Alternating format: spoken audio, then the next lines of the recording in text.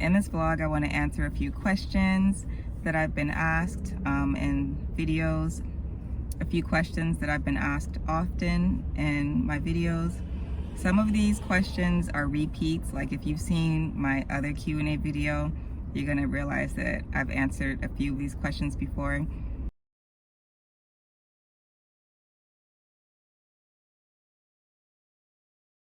Several people ask, where do I park, to sleep at night? And the main places that I park are like 24-hour gym parking lots, Walmart parking lots, 24-hour Walmart parking lots. The other places, large shopping plazas, kind of like where I'm at right now. Yeah, so those are some examples of the main places that I park and sleep. And kind of related to that question, a question that I've been asked is, what do you do when cops come, if a cop bothers you? I've had two experiences. One was very, very early in car life. Like I was very brand new to it. And security guards came to my door. I was in the parking lot of a hotel because I've stayed in many hotels throughout my life. I'm an Army brat and I spent my life moving, and my family, we stayed in hotels all the time until we got housing. So I have hardly ever, if ever, seen security guards at hotels from my childhood, even in my young adult life, Like I've worked at a hotel.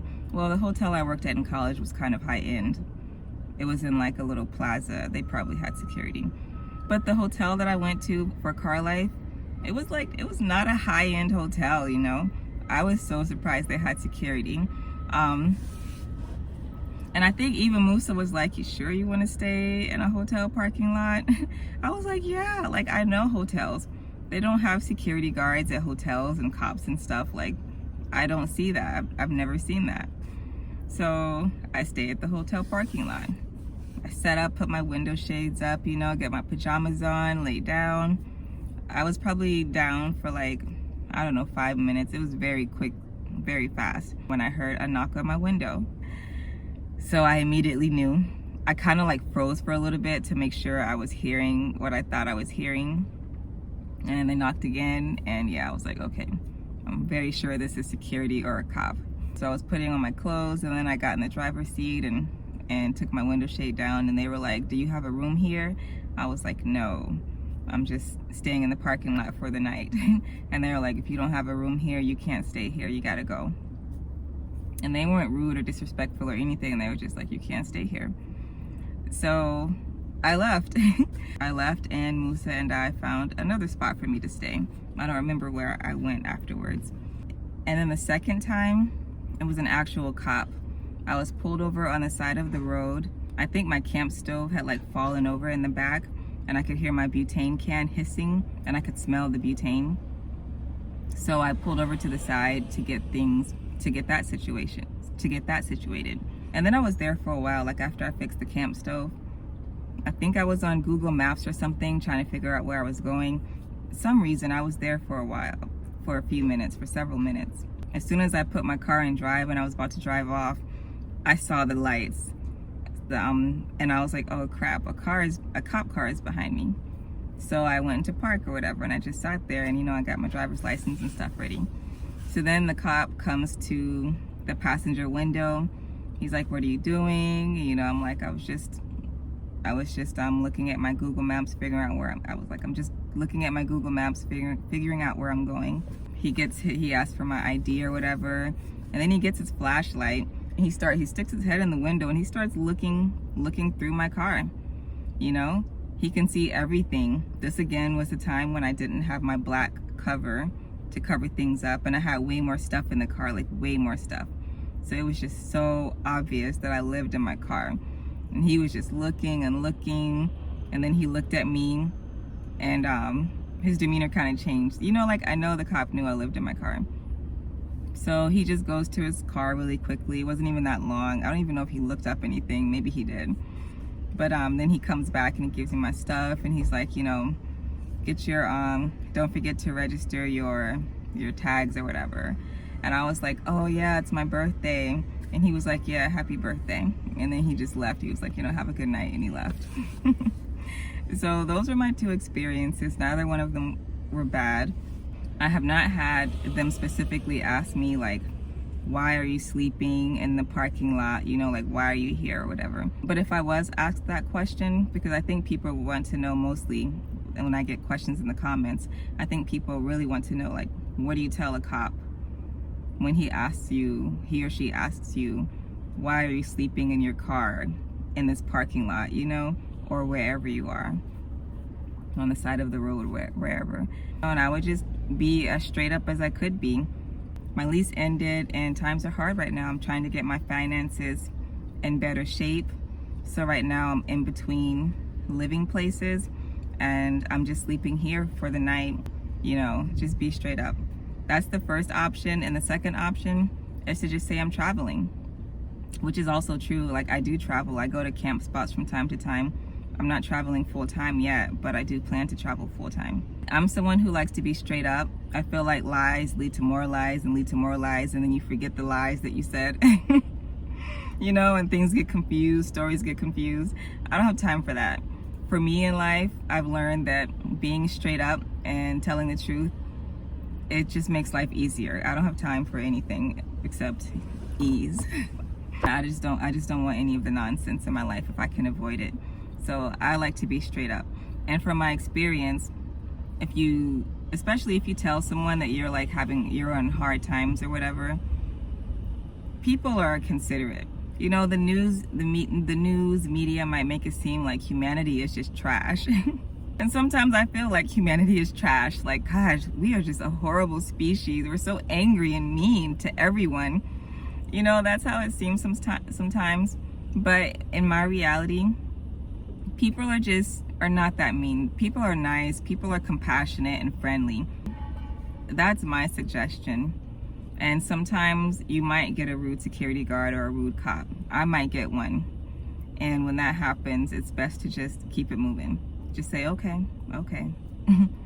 Get your ticket or whatever they want to do, your warning or whatever, and just leave and put somewhere in your notes in your app, in an app or something, like, don't ever go there again. So yeah, I hope that answer helped you. But those are my two situations, and that is what I would do if a cop did ask me specifically, like, why am I staying in my car in a parking lot when I'm not supposed to be. So yeah.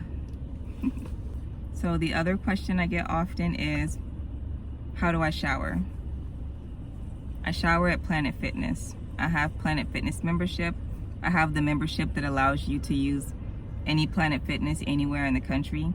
So that's what I do. I take my showers at Planet Fitness. And I don't always take showers. Sometimes I just do the little, what they call a bird bath or something with my collapsible bucket, which if you've seen the few vlogs that I have on my channel, you've seen me do that before. How do I use the restroom? I've shown you my pee funnel. If I can find the clip or whatever. If I can find the clip, then I'll insert that here. I have a little, I think they call it like a female urination funnel or something, but that's what I use. I have a bottle that I use specifically for that, and I just put my pee funnel in there, and you can figure out the rest, and that's how I pee. If I have to do the number 2, of course, I will always try to do it in a building. I work, so I'm not always in my car, like I'm not always out in the middle of the woods or anything. So of course, work is the number one place that where I can go to do the number 2. Or I'll just try to go to a grocery store. I'm always at Whole Foods, so I'll use Whole Foods or any other grocery store. If I have absolutely no option, no building, no porta potty, no anything, then I do it in my car. Like I said the last time I answered this question, you know, this isn't like, I am not trying to glamorize this lifestyle. This is reality. I'm showing you like the nitty-gritty reality of living in your car. And it's not always cute, you know, it's not always what you want it to be. A lot of times it's not what you want it to be, you know. Yeah, so if I have to and I have no other options, I'll do it in my car. I have my collapsible bucket. And someone made a comment the last time I answered this question. I guess I didn't answer it clearly enough, I use my collapsible bucket and I put a trash bag over it. I use it while the bucket is collapsed because someone made a comment saying like, oh, you're a liar. You don't use the bathroom in your collapsible bucket. You would fall. You're too heavy or something like that. And they were trolling, but still it was a valid point. I was like, I don't think I clarified that enough.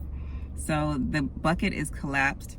I put the trash bag over the bucket and I like squat as if you're outside, basically as if I was outside doing it in nature. You know how if you're out in nature, they have the rule where you have to dig a hole a certain depth and then you squat over the hole, you do your thing, and then you cover it with dirt. You know, that's basically what I'm imitating when I do that. So I just put the trash bag over it and I squat. And and I don't think I need to explain the rest. You know, we all know how to number two, and you know how to be clean and dispose of it in a cleanly way. You know, find somewhere to dispose it. So that's how I use the restroom while living in my car. Do my coworkers know I live in my car? No, they don't.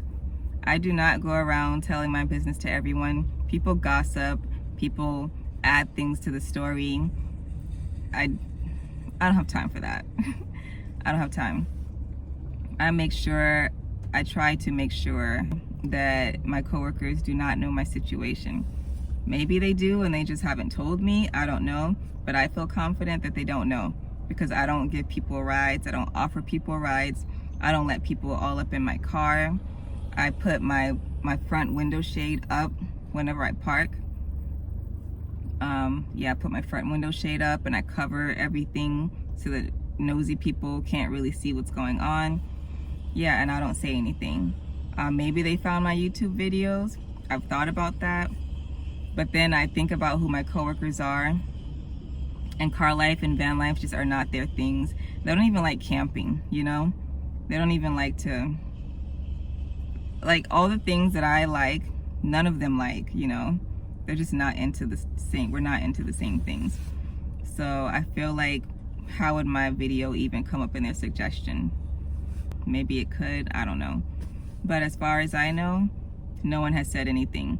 And I've worked with some people who, if they knew, they would say something. They can't help themselves.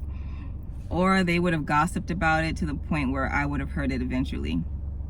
Because they can't help themselves. We all have coworkers like that, or friends or family like that. You know, if they know something, you're eventually gonna know if they know, because they can't keep their mouth shut. I have plenty of coworkers like that. So I don't think anyone knows. Hopefully not, but whatever. Anything stolen? Yeah, I mentioned before, I had my fan stolen. I have had experiences with my things being stolen. It sucks. I suggest you get personal property insurance. I highly recommend you get personal property insurance because it's just something that's gonna happen. My car might get broken into, or a mechanic or a tow person will just be all up in my car and steal something. And you know, what can we do? What can we do? So we just have to be the smart ones and take precautions. And for me, that precaution is personal property insurance. And I do plan on getting a dash cam, one that the camera that can go look outside the car and inside the car. How to stay cool in the summer. You know, this is a tough one. I wish I had these like solutions that'll make you guys like, oh man, yes, that's really gonna work. But I don't. It's tough. It's getting hot here and it's getting humid. And you know, my solutions to deal with it, you know, try to spend your days inside of buildings. I'm not someone who travels full time yet. I work. So I'm in buildings a lot. I'm in buildings quite often. Nice air conditioned buildings. I also have my office that I work in, and sometimes I work in Whole Foods. You know, you can go to cafes, Starbucks, Whole Foods, whatever. If they have Wi-Fi, and you can spend your day in there working. I do it all the time. I'm actually about to do it now. There's a Whole Foods right behind me. Have a good fan. Have a really good fan. You know, sometimes when I'm sleeping, my head goes like right here, and I'll have the fan in my driver's seat right on my face, just blowing in my face. You know, sometimes it messes with my sinuses or like dries out my throat, but whatever. You know, having a good fan really comes in handy. Another thing is to have your windows cracked. I have the rain guards now. I showed you in my car tour update. So now I'm able to crack my windows. I have one window that I'll even crack below the rain guard a little bit.